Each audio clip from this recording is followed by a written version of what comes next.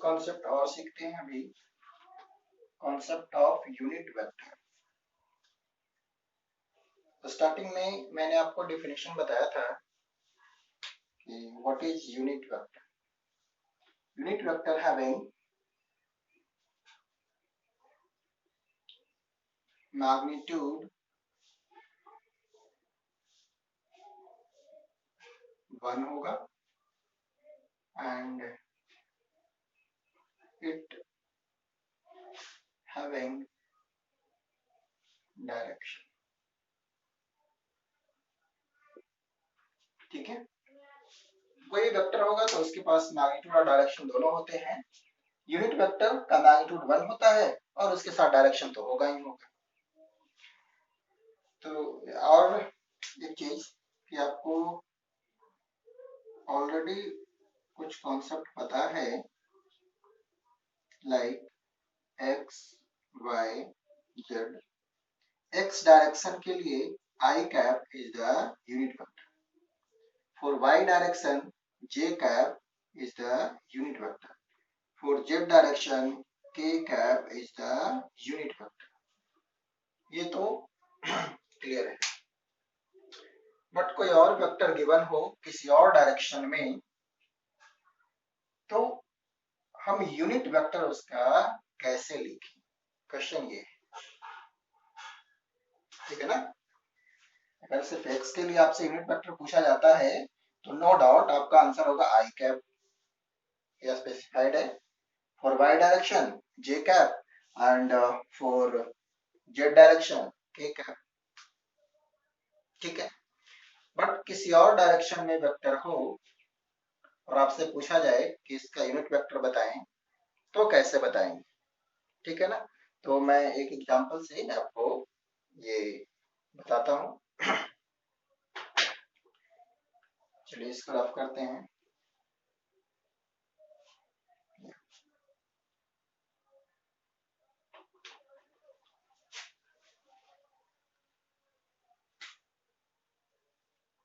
देखिए मैंने लिखा कि this is a vector, so it having क्या क्या होगा, मैग्नीट्यूड यानी कि ए का मैग्नीट्यूड एंड डायरेक्शन। तो डायरेक्शन के लिए यूज करते हैं इसका यूनिट वेक्टर, उसको लिखते हैं ए कैप से। ए कैप लिखा गया है, it means unit vector of A. ठीक है, तो देखो ये वेक्टर बना कैसे। कोई भी वेक्टर बना है तो इसमें क्या होगा, एक मैग्नीट्यूड होगा और एक डायरेक्शन होगा। तो यहां से सीखिएगा कि वेक्टर ए का मैग्नीट्यूड कैसे डिनोट करते थे, मॉड ए से। ठीक है, अब इसके साथ डायरेक्शन लगा दो। डायरेक्शन क्या होगा, तो वेक्टर ए के लिए आप सिर्फ डायरेक्शन के लिए अगर यूज करना चाहते हैं तो लिखेंगे ए कैप, बिल्कुल वैसे ही जैसे I cap for X direction, J cap for Y direction, K cap for Z direction.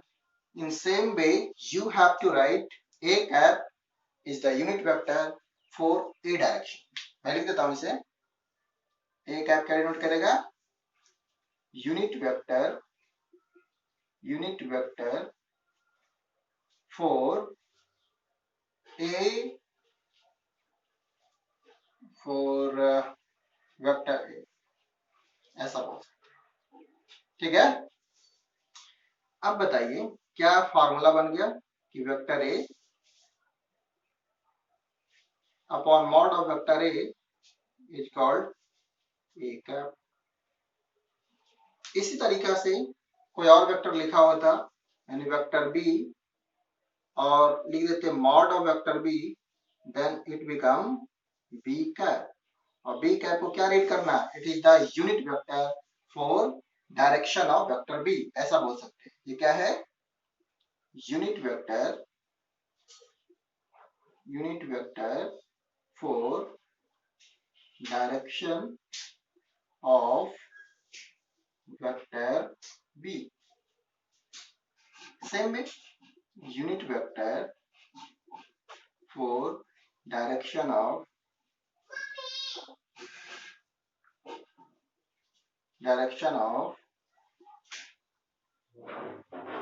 Vector A. ठीक है, अब देखिए एक और चीज देखिए, ये तो बात हो गई कि एक्चुअल चीजें कि वेक्टर को कैसे प्रेजेंट करते हैं, तो मैग्नीट्यूड और डायरेक्शन। और आपको याद रखना है कि अगर मैं लिखा हूं वेक्टर ए, तो इसमें क्या होगा, मैग्नीट्यूड और डायरेक्शन होगा। ए वेक्टर का डायरेक्शन, सिर्फ डायरेक्शन ए कैप से लिखें, और ये मैग्नीट्यूड मिल गया इसके साथ में, तो ये टोटल वेक्टर बन गया। उसी तरीका से जब ऐसा लिखा जाएगा तो इस वेक्टर का यूनिट वेक्टर क्या होगा, आपका आंसर है कि vector divided by its magnitude. क्योंकि इसके पास दो चीजें है ना, मैग्नीट्यूड और डायरेक्शन। आपने मैग्नीट्यूड से डिवाइड कर दिया तो क्या बचा, सिर्फ डायरेक्शन। और यूनिट वेक्टर सिर्फ डायरेक्शन ही बताता है ना, unit vector for direction of vector ए।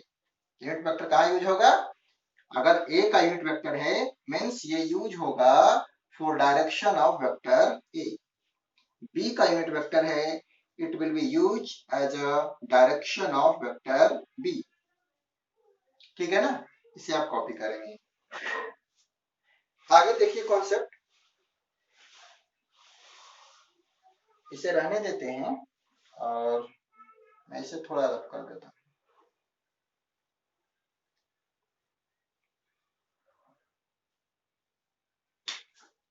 एक और लेते हैं, जैसे मैं लिखता हूं कि वेक्टर ए है I cap plus √3 J cap. ठीक है, आपसे पूछा जाए कि what is unit vector of A, यानी ए कैप क्या होगा, तो आपका आंसर होगा सर ए कैप का मतलब होगा कि vector A upon mod of vector A, है ना। ये क्या रीड करेंगे, this is the unit vector of A, है ना। और लिखेंगे ए कैप से, रीड करेंगे ए कैप ऐसा लगाएंगे। और ए कैप का मतलब vector A divide by mod of vector ए। चलिए वेक्टर ए कितना है, तो सर वेक्टर ए तो हमें दिख देखो, बिल्कुल मैथमेटिक्स यूज करो। एक वेक्टर के प्लेस पे क्या लिखा हुआ है, I cap plus √3 J cap, रहने दीजिए। अब वेक्टर ए का मॉड, मॉड आपको बताया गया था कैसे निकालते थे, square root of X component का स्क्वायर यानी 1 का स्क्वायर प्लस में √3 का स्क्वायर, राइट।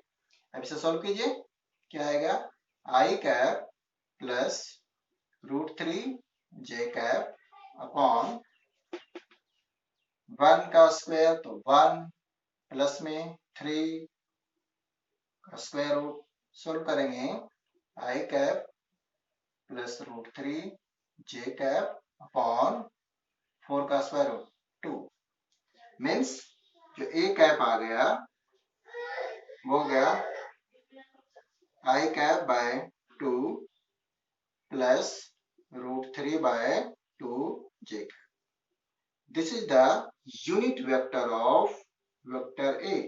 मैं लिख दूं, क्या शो कर रहा है, यूनिट वेक्टर ऑफ दिस, ये वेक्टर ए का यूनिट वेक्टर बन गया। ठीक है, तो कॉन्सेप्ट यही है कि कोई भी वेक्टर है उसको उसको मॉड से डिवाइड कर दो, तो जो भी आएगा सोल्व करके that will be the unit vector. और यूनिट वेक्टर का मीनिंग है कि ये सिर्फ डायरेक्शन शो करता है, इट हैविंग ओनली डायरेक्शन, क्योंकि मैग्नीट्यूड तो 1 है। ठीक है, ओके, एक और एग्जांपल लेते हैं। ठीक है ना, एक और एग्जांपल लेते हैं, इसको थोड़ा रफ कर, तो आपको समझ आ गया ना ये कॉन्सेप्ट कि यूनिट वेक्टर कैसे लिखेंगे। इसको रफ करते हैं, आपको सिखाए थे, सपोज दैट कि कोई वेक्टर है, मैं एक और ऐसा लिखता हूं कि a is equal to 2i cap plus 2j cap plus 2√2k cap, ऐसा है। और हमें लिखना है कि वेक्टर ए का यूनिट वेक्टर यानी ए कैप क्या होगा। सर अभी तो हमने पढ़े हैं कि वेक्टर ए अपॉन में मॉड ऑफ वेक्टर ए। अब बात रह गई कि मॉड कैसे निकालेंगे। तो देखिए इसका आंसर कि वेक्टर ए का मॉड होगा स्क्वायर रूट ऑफ, अभी जो आपने किए थे उसमें सिर्फ एक्स और वाई कंपोनेंट था, अगर जेड कंपोनेंट भी हो डोंट वरी, जो एक्स का जो आई के साथ में है कोएफिशिएंट उसका स्क्वायर करो, जो जे के साथ में है उसका स्क्वायर करो, फिर जो के साथ में है 2√2 उसका भी स्क्वायर करो और इन सबको ऐड कर दो, ये मॉड आ जाएगा। क्या होगा बताओ। 4 + 4 प्लस में 8 होगा ना, 2 × 4 = 8। सॉल्व करें कितना आएगा, 16 हो जाएगा, 16 का स्क्वायर रूट 4, तो मैग्नीट्यूड होगा इसका 4। आंसर क्या बन जाएगा, 2i cap 2j cap 2√2k cap upon 4। Solve कर लेंगे जो भी आएगा, कुछ ऐसा आ रहा है ना मेरे हिसाब से, तो ऐसा आएगा a cap = i/2 j/2 plus में कितना √2/2 और k कैप, ये हो गया यूनिट वेक्टर। तो देखो प्रीवियस वाले कॉन्सेप्ट थोड़ा ध्यान में रखना है कि कैसे किसी वेक्टर का मैग्नीट्यूड निकालते हैं, ठीक है ना। तो एक क्वेश्चन ये हो गया, एक क्वेश्चन ये हो गया, मैंने 2 क्वेश्चन सोल्व करके दिखा दिए कि यूनिट वेक्टर कैसे निकाला जाता है। यूनिट वेक्टर में 2 चीजें, मैग्नीट्यूड और डायरेक्शन, ठीक है ना। तो vector A upon mod of vector A, naming अलग अलग हो सकते हैं, हो सकता है कभी वेक्टर बी लिखा हो, कोई बात नहीं, तो vector B upon mod of vector B. चलिए ये दोनों आपको क्लियर हो गए, और इसमें मेन थीम ये था कि आपको मॉड निकालने आना चाहिए। अगर एक्स कंपोनेंट भी हो, वाई भी हो और जे भी हो, सॉरी एक्स भी हो, वाई भी हो और जेड भी हो, तो वैसे केसेस में ये तीनों के स्क्वायर का सम का स्क्वायर रूट मॉड देता है, यानी मैग्नीट्यूड बताता है, ठीक है, आपको याद रखना है।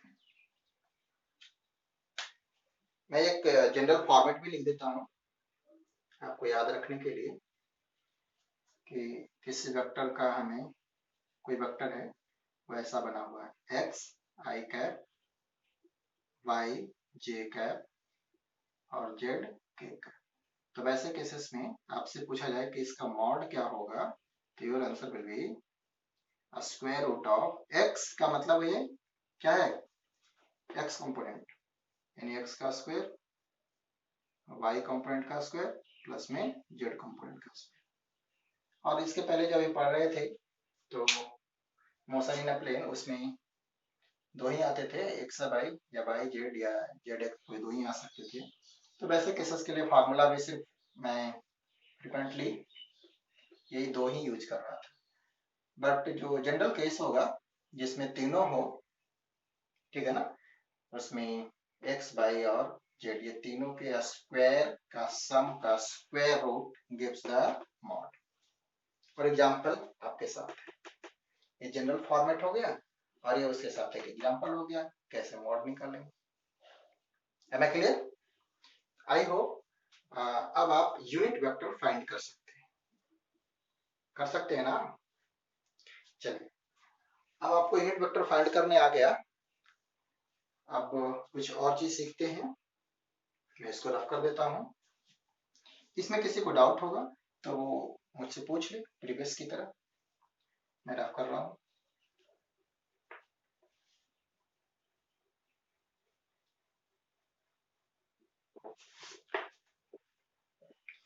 देखिए प्रीवियस जो कॉन्सेप्ट है या जो भी चीजें बताई जाती है उसे आपको याद रखना है, और याद रखने का मतलब है कि आप उसे रिवाइज करते रहिए। और वीडियो लेक्चर का तो फायदा है कि आप उसे फिर से देख सकते हैं। चलिए, तो हम लोग बात करते हैं एप्लीकेशन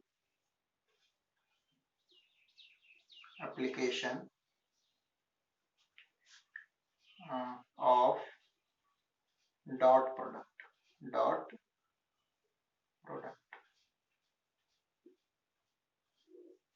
ठीक है, वही एप्लीकेशन या बोले यूजेज ऑफ डॉट प्रोडक्ट। पहला,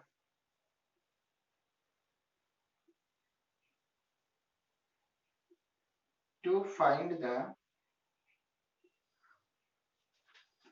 angle between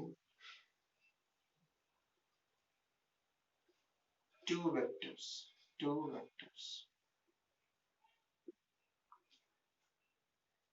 using dot product you can find the angle between two vectors। Sir ये कैसे? तो देखिए ये कैसे होगा। मैं एक वेक्टर लिखता हूं, मैं example vector A is equal to I cap plus J cap, ठीक है ना। और दूसरा है जो वेक्टर B है, it is only I cap. मैंने ऐसा एक वेक्टर लिखा, दो वेक्टर है, vector A I cap plus J cap, कुछ भी हो सकता था, मैंने ऐसा लिखा हूं, वेक्टर B I कैप। अब क्वेश्चन है find angle between A and B। Find angle between A and B।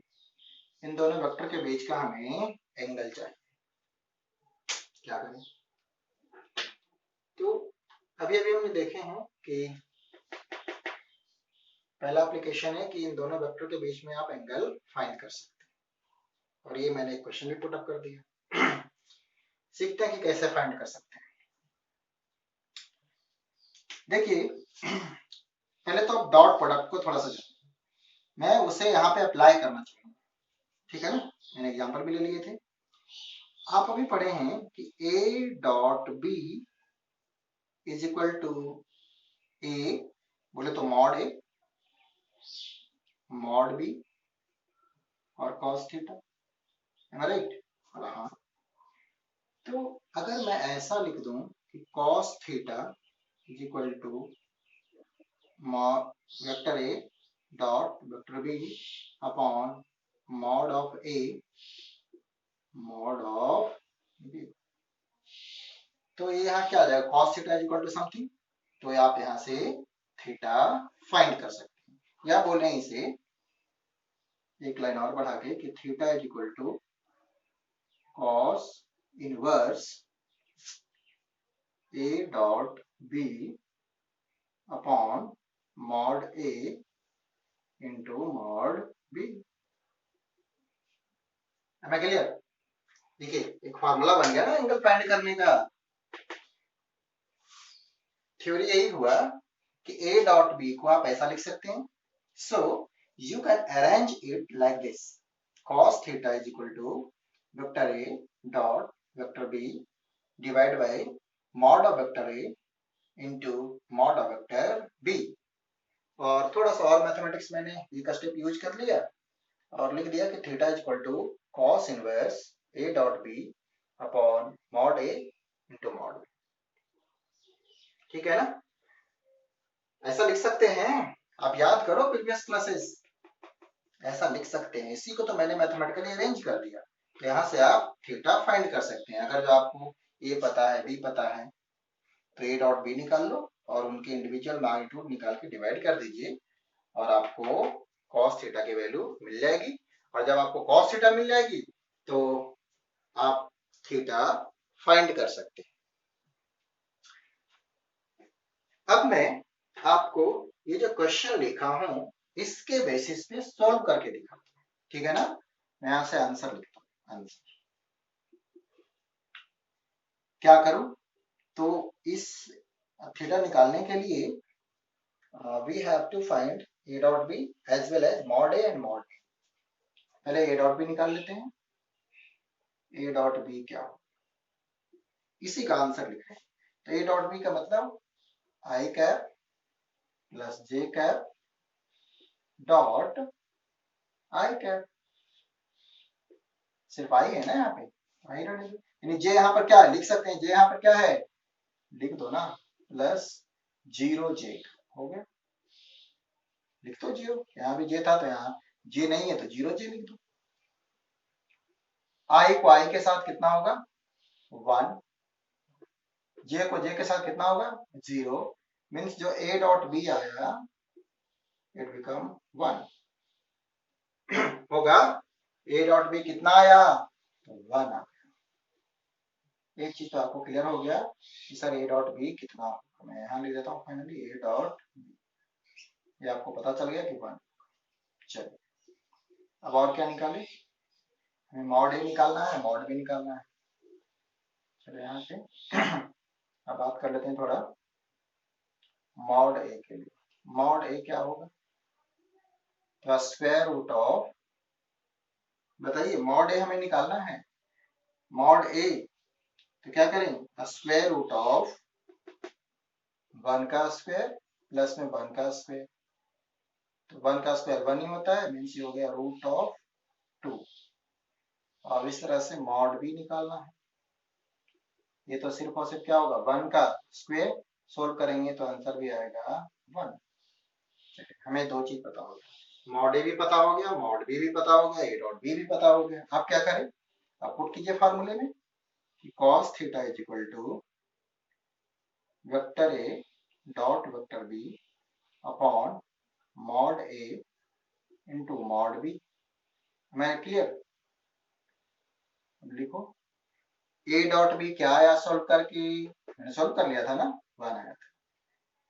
Mod ए क्या आया रूट 2 आया, मॉड बी क्या आया तो 1 आया, यानी कि 1 अपॉन रूट 2। ठीक है ना, क्या आया 1 अपॉन रूट 2। तो ये हो गया cos theta is equal to 1 upon root 2। अब आप मुझे बताइए कि अगर cos थीटा की वैल्यू 1 अपॉन रूट 2 है तो क्या आप मुझे बता सकते हैं कि थीटा की वैल्यू क्या होगी, बताइए, बता सकते हैं। हाँ बिल्कुल बता सकते हैं सर। इस केस में जो थीटा होगा इट विल बी 45 डिग्री।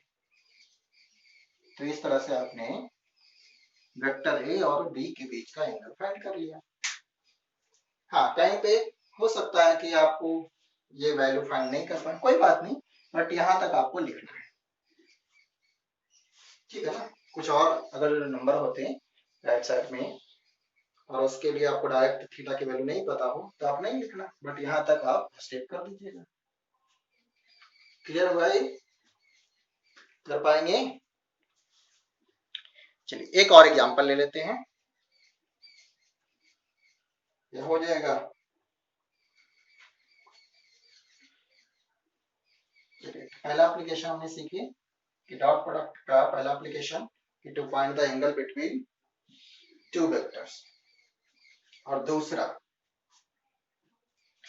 इसे रफ कर दूं, आप स्क्रीनशॉट ले लो या फिर जैसे बताया गया है कि आप कॉपी पे नोट कर लीजिए, ठीक है। ये हो गया आपका जो ब्लू से लिखा थ्योरी का part, and this is example, and जो रेड से लिखा है आंसर ऑफ दिस एग्जाम, ठीक है ना। मैं इसे रफ करते रहूं और नेक्स्ट करते हैं दूसरा एप्लीकेशन। आप कॉपी में नोट करते रहिए, वीडियो को पॉज करो, नोट करो, तभी तो याद रहेगा आपको। Second application,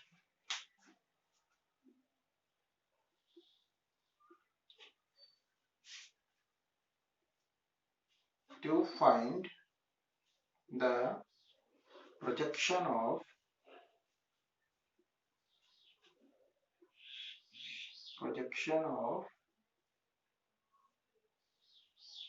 from the projection to find the projection, ऐसा लिखते हैं, to find the projection। तो ये कैसे होगा वो देखिए। अब इसका मीनिंग क्या होता है प्रोजेक्शन का, यह भी समझते हैं।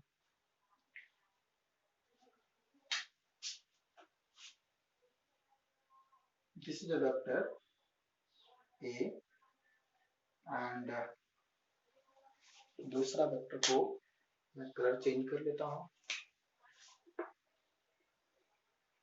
This is vector B.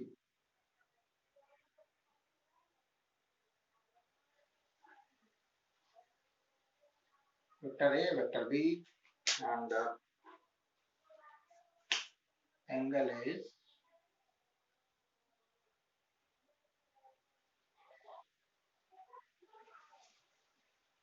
theta। ठीक है ना। अब सुनिए एक क्वेश्चन के तौर पे देखिए, find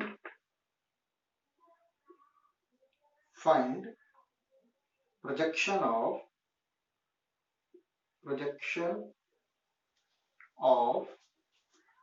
vector A on vector B। ये देखो हमारा question, find projection of A on B क्या होगा। अब हम लोग मीनिंग समझते हैं। अगर आपसे पूछा जाए कि A का B पे प्रोजेक्शन फाइंड कीजिए तो इसका मीनिंग होगा कि ये जहां फिनिश हो रहा है वहां से B पे परपेंडिकुलर ड्रॉप,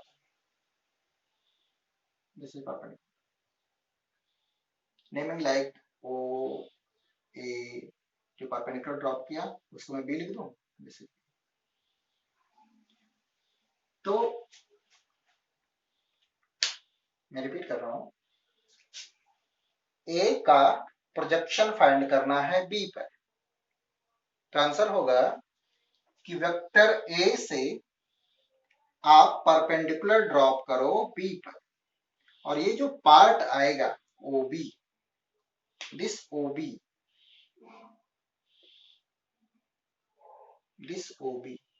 ये जो लेंथ आएगा, ठीक है ना, this is known as projection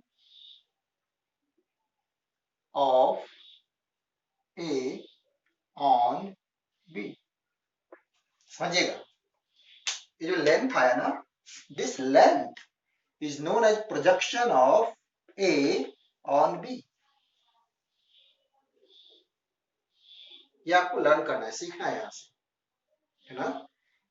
one vector like this, second is ऐसा था, हमें A से या बोले A का प्रोजेक्शन B पे फाइंड करना है, तो A से परपेंडिकुलर ड्रॉप कीजिए और B पे जो लेंथ कट हो रहा है, यहाँ जो नेमिंग मैंने किया हूं उसके अकॉर्डिंग जो OB लेंथ आ रहा है, this part is known as projection of A on B। मैंने लिखा है projection of A on B, this part. अब mathematically we are going to arrange with dot product, concept of dot product. देखिए इसमें dot product हम कैसे use करके इस ओबी पार्ट को निकालें। एक तो सिंपल है कि मैथमेटिक्स लगाओ और मेजर कर लो, दूसरा कि आप ए डॉट बी को अप्लाई करके भी इसे निकाल सकते हैं। कैसे निकाल सकते हैं देखिए, एक्चुअली अभी मैं आपसे मैथमेटिक्स पूछूं कि हमें ओबी निकालना है, क्या करें। आई होप आप बताएंगे कि आप लगा लो सर cos थीटा फ्रॉम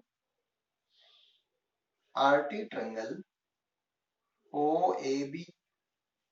मैं लिखूं ऐसा, cos theta is equal to base OB hypotenuse OA। OA कुछ और नहीं है, OA इस वेक्टर की मैग्नीट्यूड होगा, ये लेंथ क्या होता है मैग्नीट्यूड। तो मैं क्या लिख दूं, ओ बी अपॉन, मैं ऐसा लिख दूं, mod of vector A, side में लिख भी देता हूं, यहाँ ओ ए कुछ और नहीं है, this is mod of vector A है, सेम वे, ठीक है ना, ओ ए कुछ और नहीं है, मॉड ऑफ वेक्टर ए है। चलिए, तो यहां से ओ बी आ गया, यानी कि यहां से क्या आ गया, mod A cos theta is equal to O B, और मॉड ए की जगह पे सिर्फ ए भी लिख सकते हैं, A cos theta is equal to O B, clear, आपको ओ बी तो फाइंड मीन्स जो वेक्टर ए का प्रोजेक्शन होगा बी पे वो सिर्फ और सिर्फ क्या होगा, ए कॉस थीटा।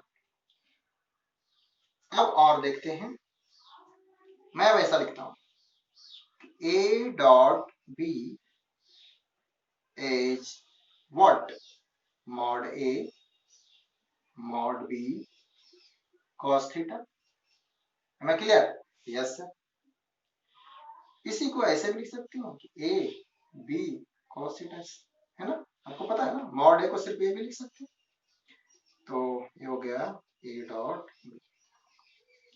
अब मुझे बताओ, मैं थोड़ा इसे अरेंज करता हूँ और ऐसा लिखता हूँ, A dot B is equal to A cos theta और बी, कोई problem, not a problem, okay. अब मैं इसको ऐसे लिखता हूँ, vector A dot vector B upon B is equal to A cos theta, ठीक है ना। तो ये जो ए कॉस थीटा है वो क्या ही है, बताओ मुझे, A cos theta O B क्या है, O B is the projection, क्या लिख सकते हैं, projection of A on B. आप स्टैंडर्ड फॉर्म में ऐसे भी लिख सकते हैं, कोई दिक्कत नहीं है, एक ही चीज है, सिर्फ बी लिखो या मॉड बी। तो आपके लिए एक फार्मूला भी बन गया कि दो वेक्टर आपको गिवन हो और आपको किसी एक का प्रोजेक्शन दूसरे पे निकालना है, तो अगर ए का प्रोजेक्शन बी पे निकालना है तो A dot B upon mod B. अब इतना समझ आया पहले, फिर आगे बताऊंगा, पहले ये देख लीजिए, ये तो समझ आया ना। इन द सेम वे अगर आप ऐसा लिखते हैं कि A dot B upon mod A, तो ये कहलाएगा बी कॉस थीटा, और ये हो जाएगा projection of A, sorry, projection of B on A, ठीक है ना, सिमिलर वे में मैंने ऐसा लिखा हूं,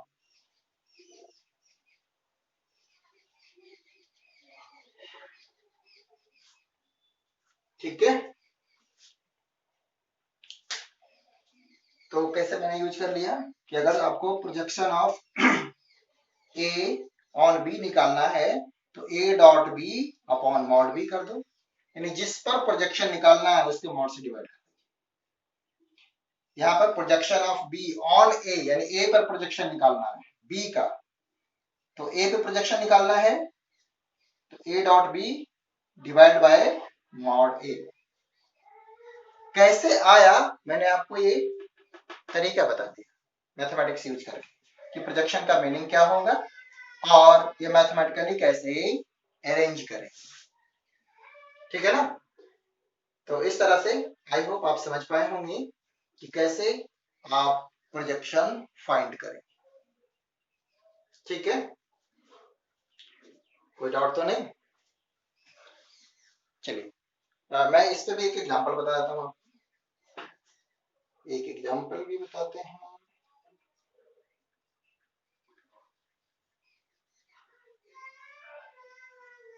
मैं थोड़ा सा इसे रफ कर देता हूँ, यहीं पे सोल्व करके बताऊँ, ठीक है ना। ये फार्मूला रहने देते हैं, इसको रफ करते हैं।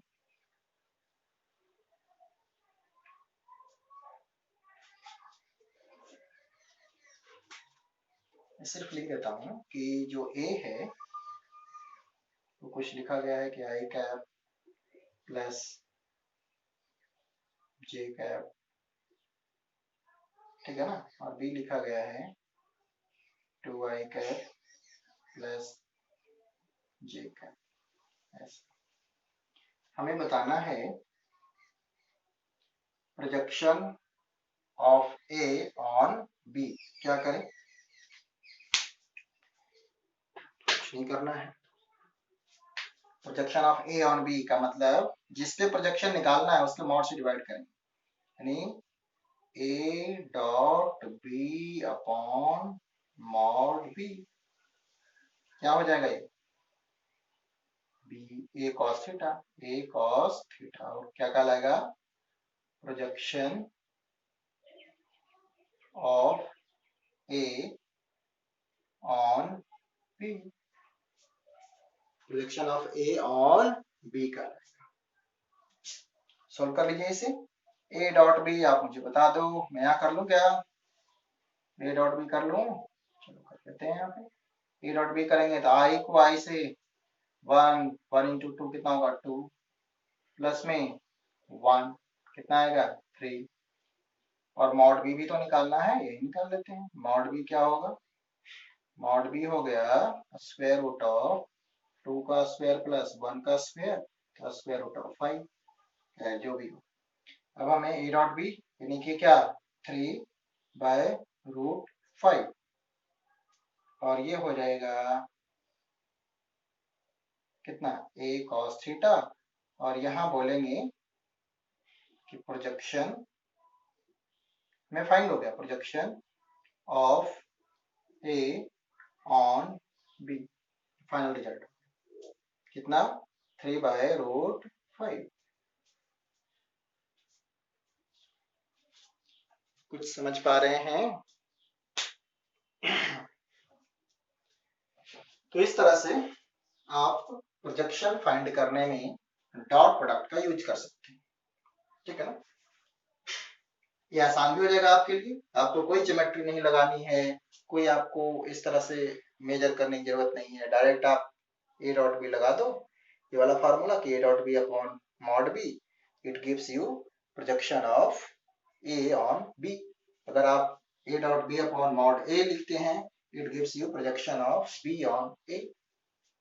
सिमिलर है दोनों फार्मूले। तो चाहो तो इसे आप सीख लो, चाहो तो इसे आप रख लो, बट आपको आना चाहिए ताकि आप पेपर में कर पाए, ठीक है ना। चलिए एक और चीज आपको मैं बताता हूँ, third.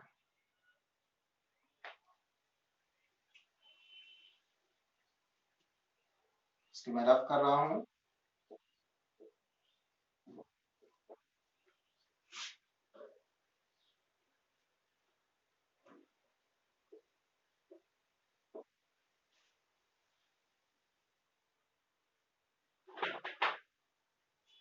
Third, if two vectors are perpendicular to each other, then their dot product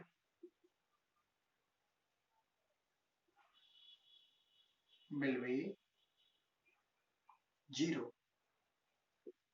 Means if, mathematically लिखता हूँ, a dot b is equal to 0, it means vector a perpendicular to vector b, ठीक है ना। इतने को मैं ऐसे भी लिख सकता हूँ कि अगर दो वेक्टर का डॉट प्रोडक्ट 0 आ रहा है, इसका मतलब दोनों वेक्टर परपेंडिकुलर है। या बोले कि अगर जो दो वेक्टर परपेंडिकुलर है तो उनका डॉट प्रोडक्ट 0 होगा। Two vectors are perpendicular to each other then their dot product will be 0। दोनों तरीके से, अगर डॉट प्रोडक्ट 0 आ रहा है इसका मतलब वेक्टर परपेंडिकुलर है। तो दो वेक्टर परपेंडिकुलर हो इसको फाइंड करने में आप डॉट प्रोडक्ट यूज कर सकते हैं, और अगर परपेंडिकुलर गिवन हो तो कुछ अननोन को फाइंड करने में इसे यूज कर सकते हैं। या हमें चेक करना है कि गिवन वेक्टर परपेंडिकुलर है या नहीं, ठीक है ना। चलिए एक एग्जांपल लेते हैं। एग्जांपल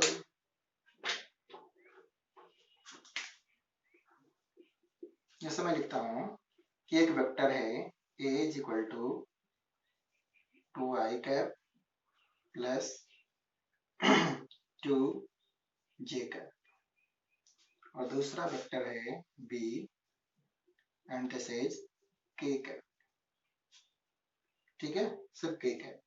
हमें पता करना है कि परपेंडिकुलर है या नहीं। क्या करें, a डॉट b कितना होगा बताओ, 2i cap plus 2j cap dot k cap कितना होगा। सर आई तो इधर है ही नहीं, j भी नहीं है, यहाँ k नहीं है, तो i डॉट k कितना होगा 0, j डॉट कितना होगा 0, तो आंसर देगा 0। मीन्स a डॉट b कितना होगा यहाँ पे 0। आपको बताया था कैसे डॉट प्रोडक्ट निकालना। अगर 0 आ गया मीन्स क्या ही बोल सकते हैं कि here vector a perpendicular to b है भी। कैसे, देखो ये दोनों xy प्लेन में है, देखो ना ये xy प्लेन में है वेक्टर a, i और j है, और जो b है वो z प्लेन में है। तो कोई भी वेक्टर जो इस प्लेन में होगा वो z के क्या होगा परपेंडिकुलर, ठीक है ना। एक और एग्जांपल देखते हैं, इसे रफ कर दूं, इसे रफ कर देते हैं, एक और एग्जांपल लेते हैं।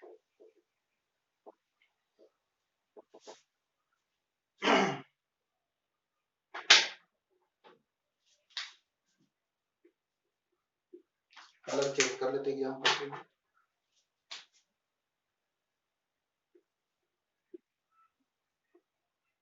a is equal to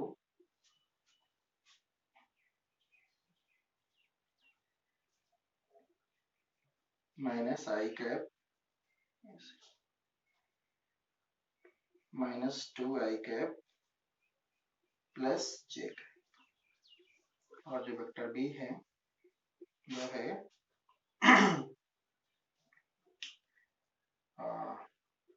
2i cap plus j cap, ठीक है। 2i कैप ऐसा लिख देता हूं,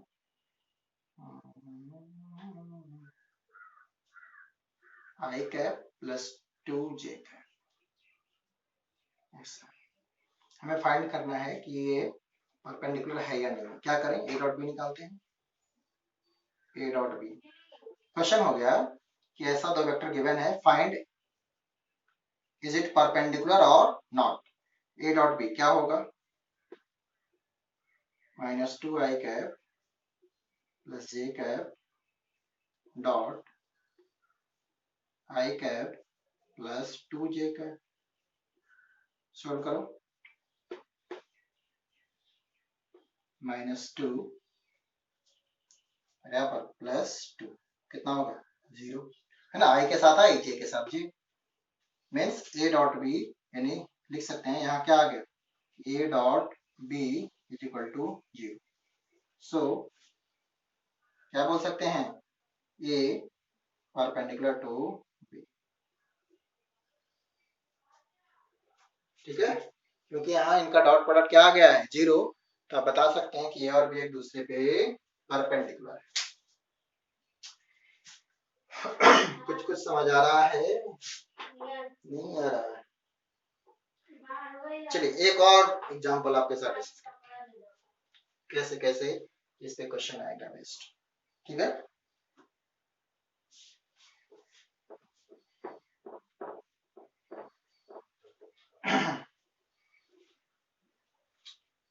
चलिए इस बार ऐसा लेते हैं कि जो वेक्टर ए है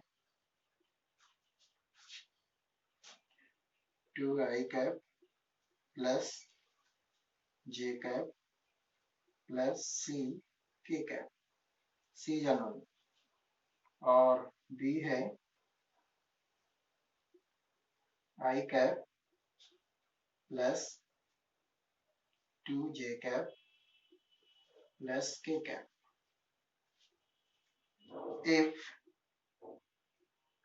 if A perpendicular to B, then C is equal to what? अगर A और B एक दूसरे पे परपेंडिकुलर है तो जो यहाँ C मैं लिखा हूं अननोन, उसकी वैल्यू क्या होगी, है ना। देखिएगा क्वेश्चन कैसे कैसे पूछा जा सकता है। इस बार आपको क्या क्या बोल दिया गया है कि A और B परपेंडिकुलर है, तो आप मुझे बताइए कि एक में, वेक्टर एक में जो एक अननोन है C, उसकी वैल्यू क्या होगी। अब आप क्या करें, अब आपको फिर से कॉन्सेप्ट पे सीखना आना है कि हमें पता है कि two vectors are perpendicular then their dot product will be 0, ठीक है। परपेंडिकुलर तो तभी होगा जब इनका डॉट प्रोडक्ट 0 होगा। तो हम लोग आंसर की तरफ बढ़ते हैं। अब आंसर पे आते हैं, अब आते हैं ए डॉट बी। क्या लिखूंगा कि A dot B is equal to 0, एक इक्वेशन बन जाएगी। ए डॉट बी करो, ए कितना है 2i cap plus J cap plus C K cap, C जानो dot I cap 2j cap K cap, solve कीजिए, ये आना चाहिए 0, ठीक है। 2 plus 4 minus plus C is equal to 0। देखो ना, आई के साथ आई तो 1 और यहाँ पे 2, तो 2 इंटू 1 2, आई डॉट आई 1 होता है, जे डॉट जे करेंगे तो 1 हो जाएगा, यहाँ 2 है यहाँ 1 है, सॉरी 4 क्यों होगा, हाँ 2 ही होगा ना, 2 सॉरी, है ना। जे जे डॉट 2j, तो 2 बनेगा, सी के कैप और के कैप में डॉट प्रोडक्ट करेंगे तो यहाँ सी होगा, तो 4, यहाँ पर एक स्टेप लिख देते हैं, यहाँ जो हो जाएगा C is equal to minus of 4। तो इस तरह से आप एक अननोन भी फाइंड कर लो, ठीक है ना। अगर आपको कॉन्सेप्ट पता है तो इस पे बेस्ड जितने भी क्वेश्चन पूछे जाएं आप उसे सोल्व कर सकते हैं, ठीक है। तो इस तरह से आपने आज एक कॉन्सेप्ट सीखा यूनिट वेक्टर का, और दूसरा कि डॉट प्रोडक्ट के क्या क्या एप्लीकेशन होंगे, 3 एप्लीकेशन, और उसको मैंने एग्जाम्पल के साथ आपको डील किया, ठीक है। अब मैं कुछ क्वेश्चन दे दूं, कुछ क्वेश्चन देता हूं जो आपको करना है।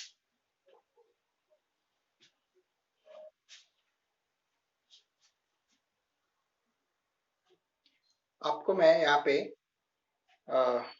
टोटल 4 क्वेश्चन दिया हूँ। फर्स्ट क्वेश्चन में है कि find unit vectors of followings, unit vector निकालना है। उसमें 4 क्वेश्चन हैं, बी ए सी डी। और सेकेंड क्वेश्चन है कि find projection of A on B and B on A, यानी कि 2 क्वेश्चन है। और डिटेल है कि A is equal to i cap plus 3j cap plus 2k cap, B is equal to root three i cap plus j cap plus root 5k cap. And question third है कि vector A is equal to 2i cap plus C J cap plus k cap, और इसमें आपको find करना है k है ये, इसमें आपको फाइंड करना है c की वैल्यू क्या होगी if a perpendicular to b। 4 a is equal to I cap plus j cap plus k cap, b is equal to 2I cap plus 2j cap plus 2k cap, find angle between vector a and vector b। तो जो भी आज आपने सीखे उसके base पे ये question आपको सोल्व करना है, ठीक है। अब थोड़ा सा और बचा है, इसमें एक है एप्लीकेशन ऑफ क्रॉस प्रोडक्ट, तो इसके लिए एक अलग से ही लेक्चर रखेंगे ताकि हमें बिल्कुल अच्छे से समझ आए, ठीक है ना। तो आज आपको ये होमवर्क सॉल्व करके भी भेजना है, फिर नेक्स्ट क्लास में। Thank you.